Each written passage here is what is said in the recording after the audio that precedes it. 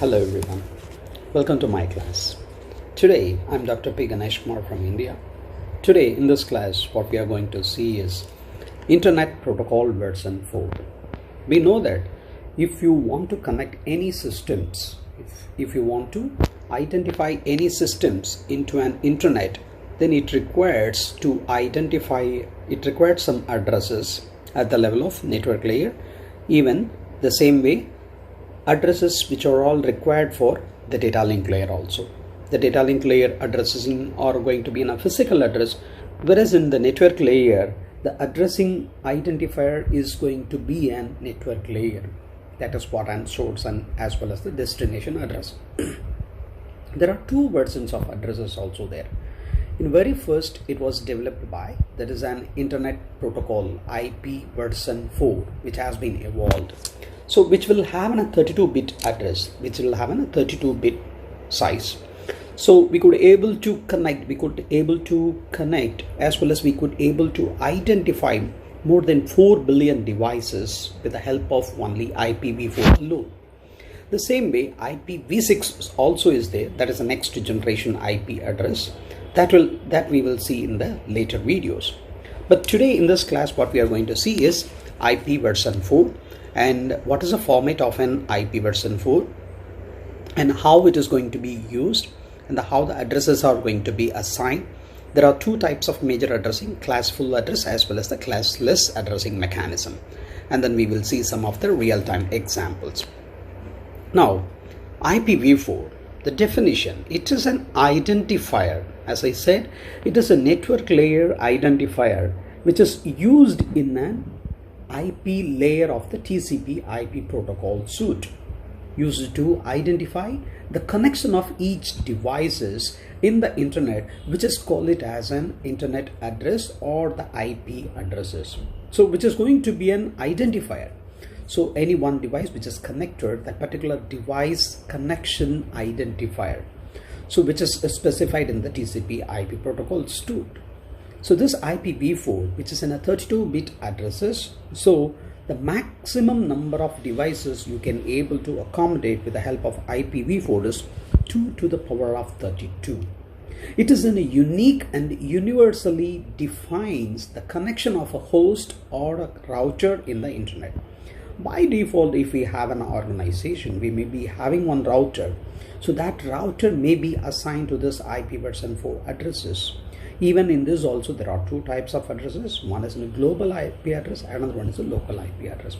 Later we will see how the global IP addresses are going to be used and the local IP addresses are going to be used. So this IP address is the address of the connection, which is going to be an address of the connection, not to the host or the router. Now we will see how the address space, that is a 32-bit address space. This address space is the total number of addresses which was used by this protocol. The protocol uses the X number of bits. For example, if that particular protocol is going to use X number of bits, X may be 12 means, then the total address space is going to be calculated 2 to the power of 12. The same way, if the address is going to be 2 to the 32 here, the X value is 32 in IPv4. So 2 to the power of 32 bit addresses we can able to use it with the help of IPv4. So the total address space is 2 to the power of 32, which is more than 4 billion devices. So the 4 billion plus devices can be connected to the internet with the help of IPv4 address space. Now we can see that how this IPv4 addressing which was specified in that. The different notations. The first one is a binary notation. All that addresses which has to be mentioned in zeros and ones, it may be in the form like this. And the next one is a dotted decimal notation. This is what majorly we all come across. Suppose if you are going to assign your IP addresses, static IP addresses of your device or router, then we may be using that dotted decimal notation. So that is a 128.11.3.31 kind of. And then next one is a hexadecimal notation. That was the hexadecimal values are going to be used so that you can able to reduce the less number of bits can be used in this. So 80, 0B, 03 and 1F kind of. It's an example for 3 different notations. So how it is going to be like this. Now the hierarchy in addressing, how the hierarchy which is going to be assigned. As we said, the IPv4, which is in a 32-bit addresses. So the 32-bit addresses, which has been divided into 2 sections. One is in prefix, another one is in suffix. So for example, the prefix is going to be a n bits, then automatically the suffix is going to be a 32 minus n bits. So now we will see what is mean by prefix and what is mean by suffix. So the prefix, which is going to define the network, which is going to define the network. The suffix, which is going to define the connections to that particular node, for maybe that router, or it may be that end host which may be connected to that connection address which was specified by this suffix. This is what the hierarchy of addressing an IPv4. There are 2 types of addressing mechanism which is used in IPv4. One is in classful addressing, another one is a classless addressing. First, let us see that what is classful addressing. In IPv4 addresses, we know that it is a fixed length prefixes. We all know that it is a 32-bit address space. So which can able to accommodate even in both small and large networks. So there are 3 fixed length prefixes were designed instead of using a single prefix. So we may be using a 3 different prefix. That prefix values are going to be n may be 8, n is 16 and n is 24. So this address space is divided into 5 classes. The class A, B, C, D and D.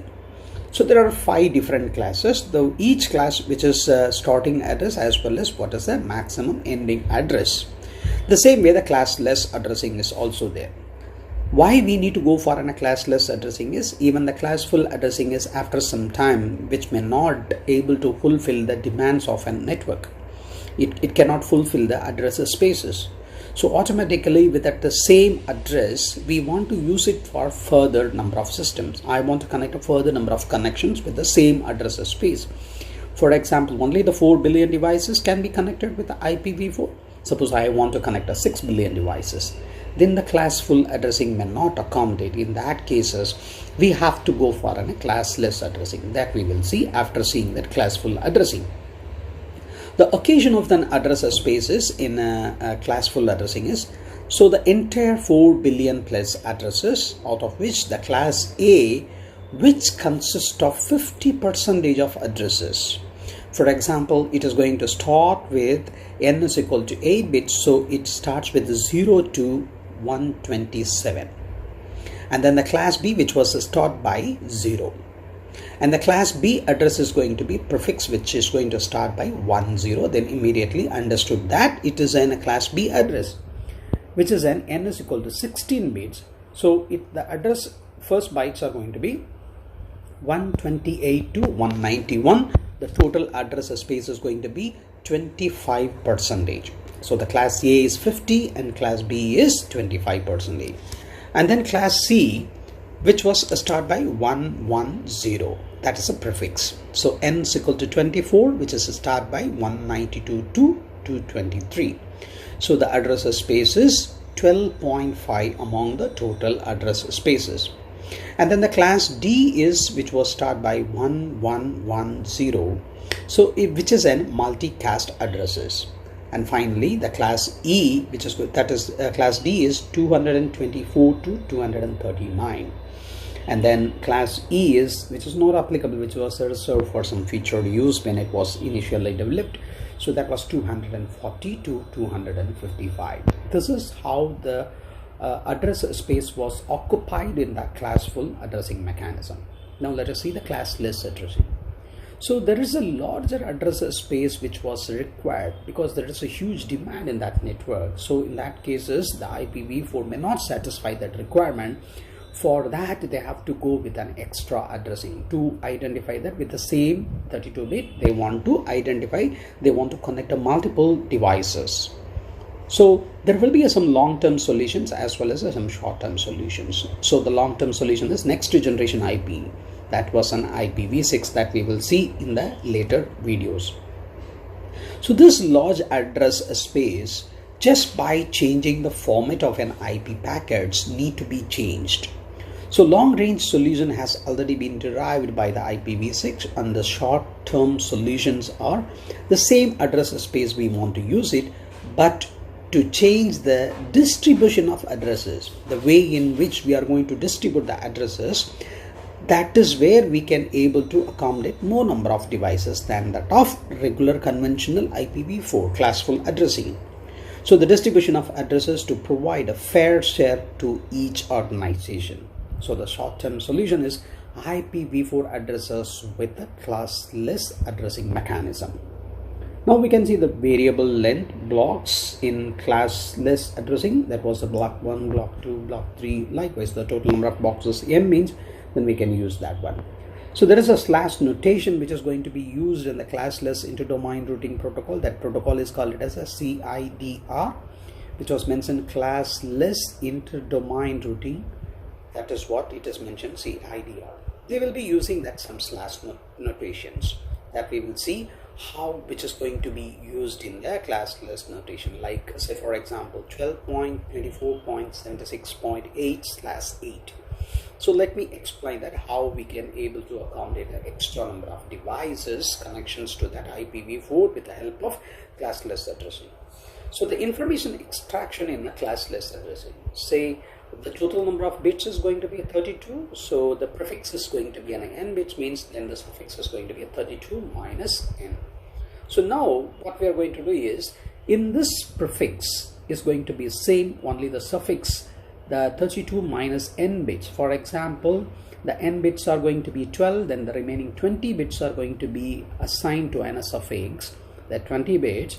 If all the 20 bits are going to be 000, that is the first address, and the last address is going to be an 1111. So in this way we can able to accommodate there itself 2 to the power of 20 addresses.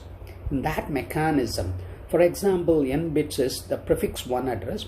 In that one address, whatever the left out that suffix value, 2 to the power of suffix value can be assigned to that one organization itself. Say for example, in my university there may be 3,000 devices are connected, so all the 3,000 devices can be given into that suffix address instead of giving a separate address to each and every device in that particular network. So that is how that classless network addresses has been given. So the network addresses are, so say for example network 1, network 2 and network M. So now all these networks are going to be connected to one router, so which can be, all that network can be whichever it is connected, which was mentioned in that interfaces. With that help of interfaces, it can easily, network address with interface, it can easily identify the devices. How the address aggregations are going to be. This is an internet. From the internet, if you see that, there are all packets with the destination addresses which is going to come along in this way.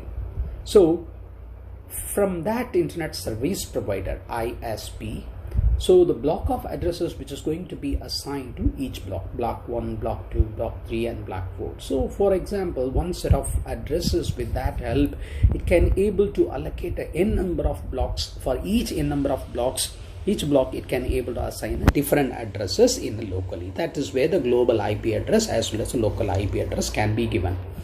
So let me recap that what we have covered. So first we have discussed about what is an IPv4 addressing mechanism. It is an identifier in that network layer to identify the connection of an particular host or a router. So in this IPv4 is an total address space is 32, so total number of devices can be identified with the help of IPv4 is 2 to the power of 32, that is more than 4 billion devices. So we have discussed about the different notations of an address, and then we discussed about what is a classful addressing, classless addressing. In this classful addressing, the entire address space has been divided into 5 classes like A, B, C, D and E. So for each address, how much percentage it is occupied and what is the starting address at, and then what is an ending address we have discussed. And then the demand has been increased tremendously. There is a permanent solution is going to be a next generation IP, which was IPv6. But the short-term solution is with the same address space, they want to use it. They want to provide extra connections. They want to provide extra devices to be unidentified. So for that, the classless addressing mechanism has been used. In this classless addressing mechanism, the CIDR protocol and the slash notation has been used. I hope you understand the concept of IPv4. If you don't subscribe to my channel, please subscribe to my channel. Thank you for watching my class. If you have any doubts, you please type it in the chat window. I'm happy to respond to your queries. Thank you for watching. Have a great day. Thank you. Bye.